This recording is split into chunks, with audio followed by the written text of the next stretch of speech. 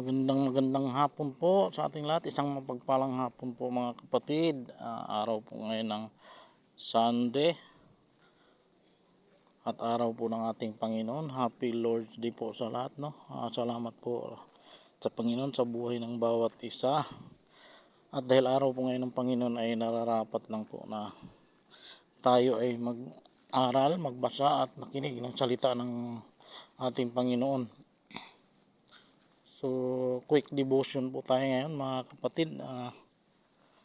Sa devotion po nating ito ay itinuturo po ng Panginoong Hesus sa kanyang mga alagad kung paano po maging tunay at ganap na anak ng Panginoong Diyos. Itinuturo po ng ating Panginoong Hesus doon sa kanyang mga alagad. Mababasa po natin ito sa Mateo 5 verse 44 hanggang 47, mga kapatid. Tinuturo po dito ng ating Panginoong Hesus sa kanyang mga alagad kung paano po magiging tunay at ganap na anak ng Panginoong Diyos. So, basahin po natin mga kapatid yung verse 44 hanggang 47 sa Mateo 5 verse 44 hanggang 47.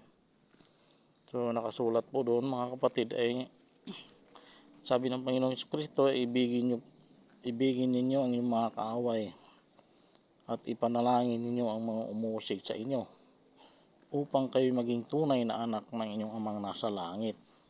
Yun po ang sabi doon. Sapagkat pinapasikat ang araw sa mabuti at sa masasama at pinapapatak niya ang ulan sa mga banal at sa mga makasalanan. At ayon din doon ay kung ang iibigin lang daw natin ay ang mga umiibig lang daw sa atin, ano pa daw ang gantimpalang ating hihintayin? Ginagawa daw yun ng mga masasama.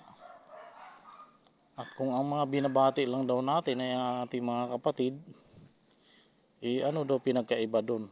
Ginagawa din daw yun ng mga publikano at mga masasama. So mga kapatid, ipinapakita lang dito ng banal na espiritu na kailangan nating mapagpatawad mga kapatid. Dahil hindi po natin magawang ibigin ng ating kaaway kung hindi muna natin sila patawarin. At kung pinatawad mo na ang iyong kaaway ay tiyak iniibig mo na siya dahil pinapatawad mo na . So yun po ang pinapakita dito ng banal na espiritu. Dapat po tayong maging mapagpatawad para magawa po nating ibigin ang ating mga kaaway. Pangalawa po ay maging mapagkumbaba po tayo. Dapat mayroon po tayong kababaang loob, mapagkumbaba.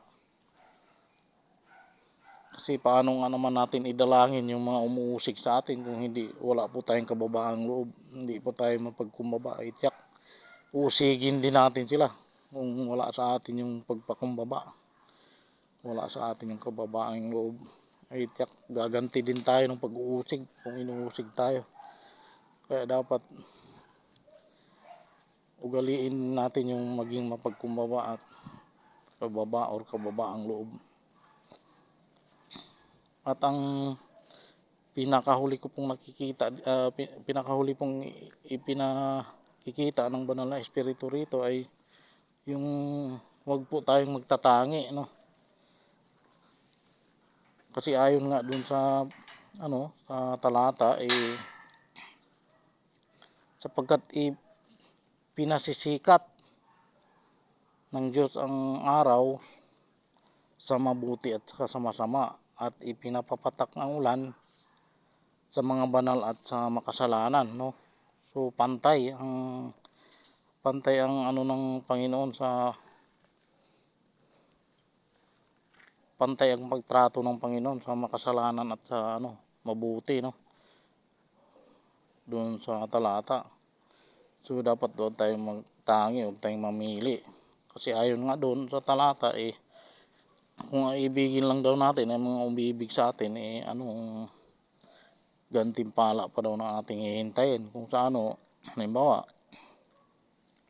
kung yung mga mabuti lang sa atin ay yun lang din ang gawa natin ng mabuti, wala na, nagagantihan lang tayo. Kung yung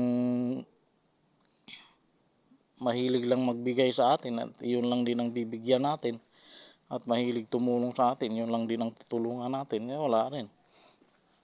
Parang nagagantihan lang kung sa yung kabutihang nagawa natin ay sinusuklian lang din, nasusuklian din o kung sa nababayaran.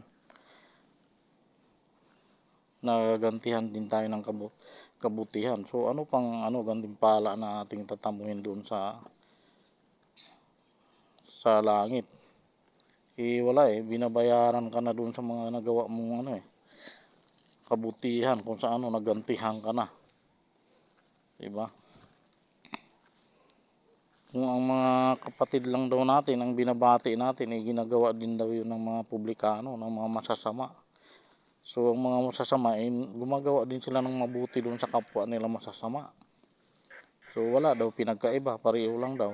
So ano pang hihintayin natin na gantimpala kung sa nababayaran na yung mga kabutihan na ginawa natin.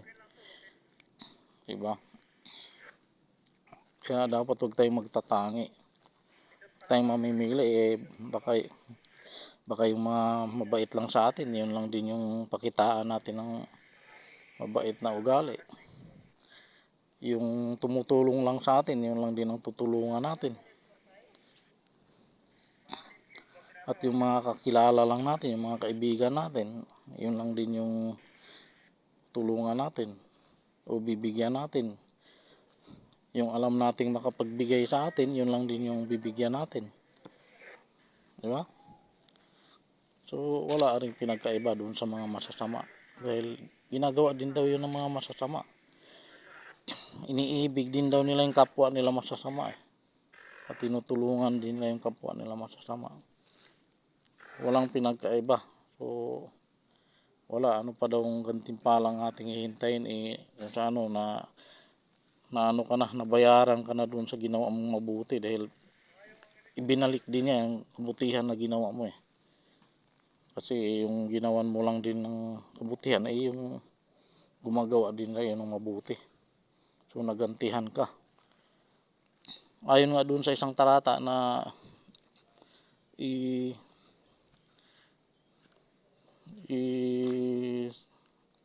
sinabi ng ating Panginoong Kristo, mayroon siyang isang talata na sinasabi na ang sabi niya kung tayo daw magkaroon ng salo-salo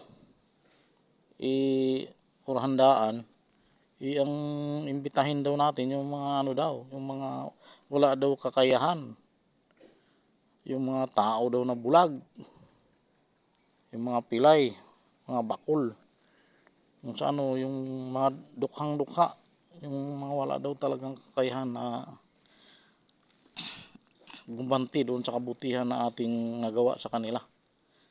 At hayaan daw natin na ang Diyos Ama natin sa langit ang siyang nagbigay sa atin ng gantimpala. So yun mga kapatid, so dapat mapagpatawad tayo upang magawa nating ibigin ang ating mga kaaway. At pangalawa ay magkaroon tayo ng kababaang loob upang sa gayon ay magawa nating maipanalangin ang mga umuusig sa atin. Kasi kung wala kang kababaang loob ay tiyak magulo, kasi gagantihan mo rin sila. At pangatlo, yun yung huwag tayong magtatangi ng tao. So yun lamang mga kapatid, salamat sa Panginoon sa yung kanyang banal na salita na ating napag-aralan sa gabing ito, sa hapong ito. So purihin ang Panginoon at God bless po sa lahat.